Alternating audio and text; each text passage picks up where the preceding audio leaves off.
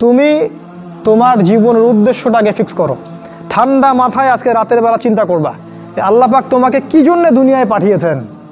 একটু চিন্তা করবা, 1 মিনিট একটু চিন্তা করবা যে তুমি পৃথিবীতে নাই, তুমি পৃথিবীতে নাই, তুমি মারা গেছো। চিন্তা করবা তুমি মারা গেছো।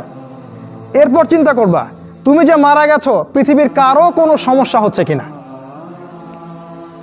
তুমি যে মারা গেছো পৃথিবী কি থেমে আছে? তোমার পরিবার থেমে থাকবে? তোমার শিক্ষা, তোমার বন্ধু বান্ধব, তোমার আত্মীয় স্বজন কেউ থেমে থাকবে?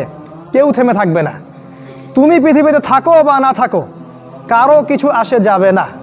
আল্লাহ পাক তোমাকে যে পৃথিবীতে রেখেছেন একটা সুযোগ খালি দিয়েছেন যাতে তুমি আল্লাহর দ্বীনের জন্য কিছু করতে পারো। এটাই আল্লাহ তোমার কাছে চান, আর কিচ্ছু চান না। আর কিচ্ছু আল্লাহ তোমার কাছে চান না। আল্লাহ চান তুমি একজন ভালো মানুষ হও, ভালো মুসলিম হও এবং দ্বীনের জন্য কিছু খেদমত করে পৃথিবী থেকে বিদায় নাও। এই দিন তুমি ছাড়াও বিজয়ী হবে ইনশাআল্লাহ। তুমি থাকো বা না থাকো এই দিন কিন্তু বিজয়ী হবেই। হয় তোমাকে নিয়ে হবে অথবা তোমাকে ছাড়াই হবে। জীবনের উদ্দেশ্য ফিক্স করো। জীবনের উদ্দেশ্য একটাই, জান্নাত। জান্নাত পাওয়ার জন্য যা করা দরকার তাই করতে হবে।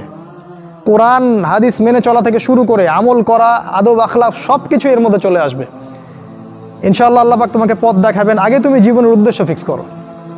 একটা কথা বলি, সবাই তোমাদেরকে বলবে জীবনে সফল হতে হবে।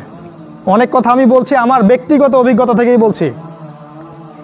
আল্লাহ পাক আলহামদুলিল্লাহ ফার্স্ট সেকেন্ড ছাড়া রেজাল্ট আমাদের হতো না। যখন থেকে আমরা বুঝতে পেরেছি যে ট্র্যাকে আমরা যাচ্ছি সে ট্র্যাকটা ভুল, সেই ট্র্যাকটা ভুল, এই বুঝটা যখন থেকে আসছে আমাদের মধ্যে, আমরা চেষ্টা করছি অন্যদেরকে আমাদের শিক্ষা দিয়ে সচেতন করার জন্য। আমরাও ভুল করেছি, ভুলের উপর ভুল করেছি। আল্লাহ পাক যেন মাফ করেন, আল্লাহুম্মা আমিন।